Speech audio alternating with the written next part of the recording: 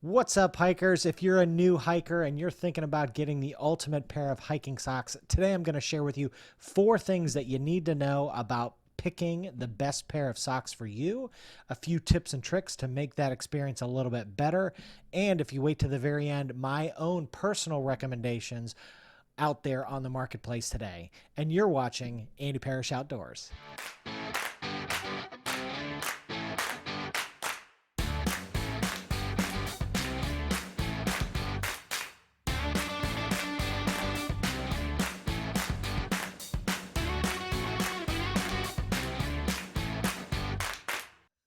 Well, hey everybody, Andy here, and thanks for joining me today. And today we're talking about, hiking socks for beginners. But here on the channel, we talk about everything, backpacking and outdoor adventures and gear and tips and tricks and you name it. So if any of that stuff interests you, go ahead and subscribe and click that notification bell so that you can be alerted every time I post new content. And I'm posting content constantly. And it also helps when I do my live streams so that you'll be alerted every time we just do those spur of the moment things. But go ahead and sit back and relax, and let's dive into today's topic, hiking socks for beginners. The first thing that you need to think about when you're looking for the best pair of hiking socks is going to be, what material is that sock made out of? There's lots of different choices on the marketplace today. The first thing I'm going to mention about it is the big no-no, which is cotton socks. You've probably got plenty of these at home, but you really want to avoid them for hiking purposes. Cotton absorbs moisture and holds onto it for long periods of time, which means your feet are going to stay wet longer, which leads to a greater chance of blistering. So avoid cotton, leave those at home, don't bring those on your day hikes. Now there's a few categories that you do want to consider. There's wool, there's synthetic, and there's a blend of the two. Now, what does wool have going for it? The big thing is it's great at temperature regulation. It's very good at moisture wicking, pulling that moisture away from your foot, allowing your foot to dry out faster. And it's amazingly good as kind of a odor resistance. So if you're wearing that, pair of socks all day long, or even multiple days on some backpacking trips, you don't really notice the smell nearly as quickly as you do with some other materials. Now, synthetics, they've got a couple things going for them too. They tend to be extremely durable, long lasting, and they're great at moisture wicking, which again is a huge positive when you're looking at hiking socks. Keeping your feet dry helps you avoid blisters. So the wool and the synthetics are great at that. Now, the third category is really a mix of the two. You get into blends. So you'll look at socks that have a mixture of, wool and some synthetics, kind of giving you the best of both worlds. Some of the durability and the moisture wicking of the synthetics with the odor resistance and the temperature regulation that you get from the wool. So lots of great choices out on the marketplace, but those are really the areas that you really want to focus in on: the synthetics, the wool, and the blends of those. Now, the second thing that you'll want to consider when looking for the best pair of hiking sock is the cushioning that those socks provide. We're out on trail, whether you're day hiking or multi-day hikes, we're taking lots of steps and our feet take a lot of pounding. So there's different levels of cushioning that's available out on the marketplace today. You typically see light cushioning, mid-weight cushioning, and heavyweight cushioning. The lightweight ones are great for day hikes. They tend to be a little bit thinner, and they tend to be great, increased breathability because of just how thin they are. So warmer weather hikes or shorter hikes, sometimes the light cushioning might be a great fit for you. Now, the second category is kind of that all-around performer, and that's your mid-weight cushion socks. They're a little bit thicker. They have a little bit more cushioning. They're not quite as breathable, but they still perform pretty darn well, even in really warm environments. But then now they start to give you a little bit of warmth too as you get into cooler environments.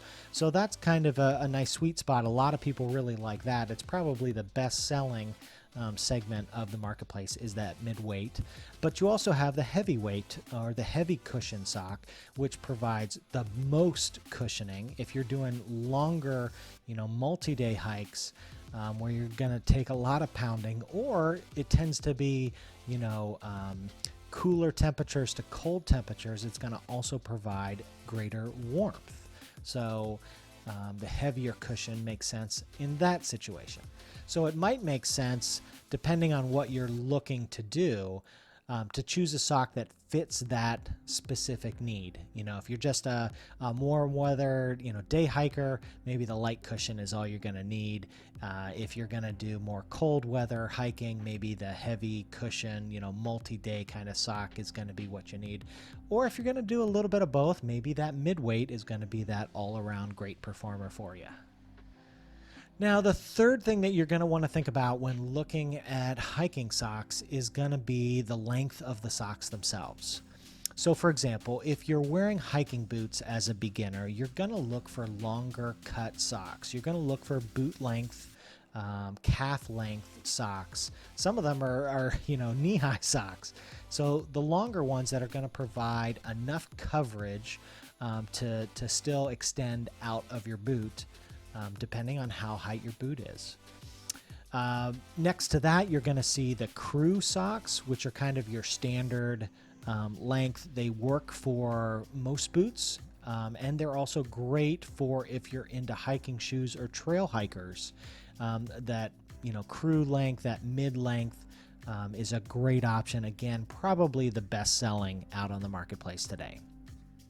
But you also have a few other categories. You have the quarter cut, which is up to the ankle, which are great if you're wearing hiking shoes or trail runners.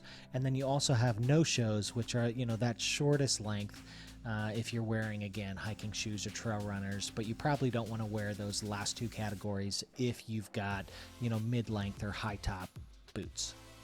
Now, another thing to consider too about the length is going to be protection. So as you're out hiking different types of trails, you'll get into situations where there might be, undergrowth, brush that's grown up. Sometimes there's thorns in there. So having a little bit of extra coverage might make some sense, not only for protection from abrasion or scratching, but some people really like it for protection from, things like poison ivy. So again, if you're just brushing up against something, if you've got a higher length sock, it might provide you a little bit of protection.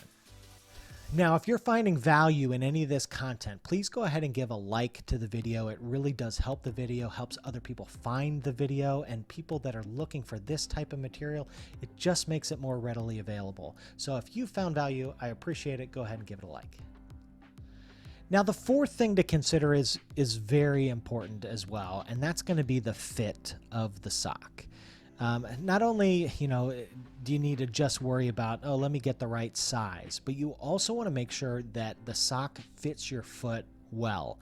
And not every maker is the same, and not every maker is going to fit everybody perfectly. So you may have to try on a few different types until you find the one that's best for you. But what you want to see is, does that heel section fit exactly where it's supposed to be? And I don't have extra materials in the toe, and I don't have extra material around the heel as well. If you have extra material, it can bunch up, and that can lead to extra friction and then blisters. So you want it to be form-fitting, you want it to be snug, but you don't want it to be too tight that it's kind of sliding down and you're constantly having to pull it up. So having it fit snugly and comfortably and securely. You don't want it to be slipping and sliding around as well. So getting a sock that fits really well is vital, again, in just minimizing friction and blisters. Now, a few tips and tricks too of some other things to look for in socks beyond those four big things. The first is going to be, look at the seams. You really want to have either flat seams or kind of a seamless sock. Seams, especially the higher, rounded seams, again, lead to sections that you could see more rubbing, more friction, more irritation. So a lot of makers have really gotten really good at making either flat seams or seamless socks so that you don't have a point in your sock that you're getting that rubbing. It's very, very important. Now, another thing that you see a lot of hikers, day hikers, and backpackers do as well is they'll use what's called a sock liner under their main sock. So, for example, if they choose a nice wool hiking sock, they might choose a synthetic, thinner weight sock liner that goes on first, and then they'll put their wool sock over that sock liner.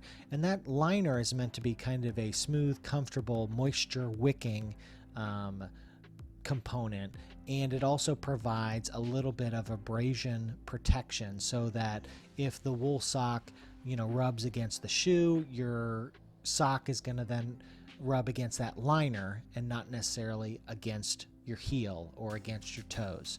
So having a liner does provide some people an additional layer of comfort and protection.